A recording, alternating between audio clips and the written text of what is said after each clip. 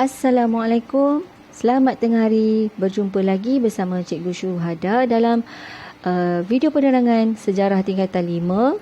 Kita masih lagi dalam bab 6 cabaran selepas pembentukan Malaysia.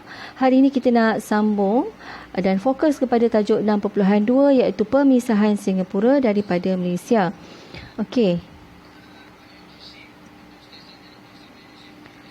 Pemisahan Singapura menjadi cabaran utama selepas pembentukan Malaysia dan masalah hubungan antara pemimpin persekutuan dengan pemimpin daripada Singapura disebabkan oleh faktor politik, ekonomi dan sosial sebenarnya telah wujud sebelum Singapura menyertai Malaysia lagi. Dan faktor pemisahan ini dapat dilihat dari segi faktor politik, ekonomi dan juga masalah perkauman.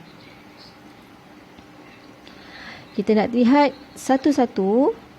Faktor yang pertama iaitu faktor politik di mana Lee Kuan Yew tidak berpuas hati dengan peranan kerajaan Singapura yang dikatakan terhad dan konflik yang wujud antara pemimpin PAP dengan perikatan. PAP ni adalah nama singkatan bagi Parti Tindakan Rakyat, People's Action Party.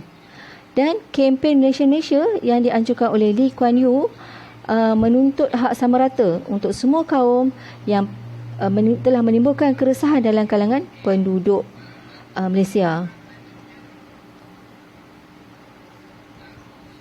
So, faktor yang kedua, kita tengok faktor ekonomi di mana Singapura telah menuntut pembukaan pasaran bersama iaitu common market supaya disegerakan.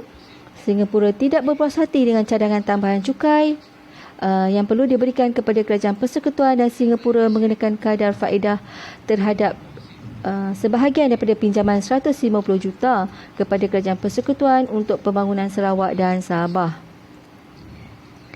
Faktor yang ketiga iaitu masalah perkauman di mana rusuhan kaum telah berlaku di Singapura pada 21 Julai 1964 yang menimbulkan ketegangan antara kaum. Berlaku ekoran daripada usaha menuntut persamaan hak yang sama rata bagi semua kaum. Okey, kita akan pergi seterusnya kepada muka surat 119. Kronologi pemisahan Singapura daripada Malaysia di mana pada 29 Jun 1965 kegagalan rundingan antara Tun Abdul Razak Hussein dengan Lee Kuan Yew. Dan kemudian pada 1 Julai 1965, selepas gagalnya rundingan, Tunku Abdul Rahman telah mengarahkan Tun Abdul Razak Hussein bermesyuarat dengan beberapa menteri melibatkan Dr. Ismail Abdul Rahman, Tan Siew Sin dan VT Sambatan untuk berbincang tentang rancangan pemisahan tersebut. Kemudian pada awal Ogos 1965, Mesyuarat Khas Kabinet Malaysia bersetuju dengan rancangan pemisahan. Dan pada 7 Ogos 1965, Tunku Abdul Rahman Putra Al-Haj dan Lee Kuan Yew menandatangani persetujuan untuk Singapura keluar daripada Malaysia. Dan secara rasminya, pemisahan Singapura daripada Malaysia berlaku pada 9 Ogos 1965 di mana Tunku Abdul Rahman membawa usul pemisahan tersebut dalam Parlimen Malaysia dan Parlimen telah meluluskan rang undang-undang pemisahan Singapura. Dalam muka surat 120 juga dinyatakan di situ, ada gambar dinyatakan di situ, menurut Tunku Abdul Rahman Putra Al-Haj, pemisahan Singapura merupakan perkara yang tidak dapat dielakkan. Okey.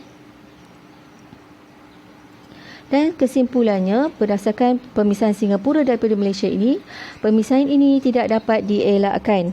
Okey, pemisahan Singapura daripada Malaysia memang tidak dapat dielakkan dan kerajaan mengambil langkah mengeluarkan Singapura ini daripada Malaysia bagi menjaga kepentingan kedua-dua negara dan kemakmuran rakyat Singapura dan Malaysia.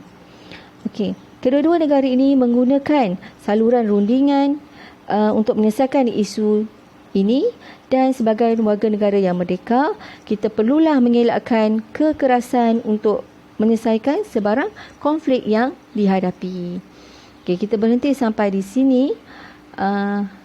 Hingga berjumpa lagi dalam video penerangan yang akan datang. Sekian, terima kasih.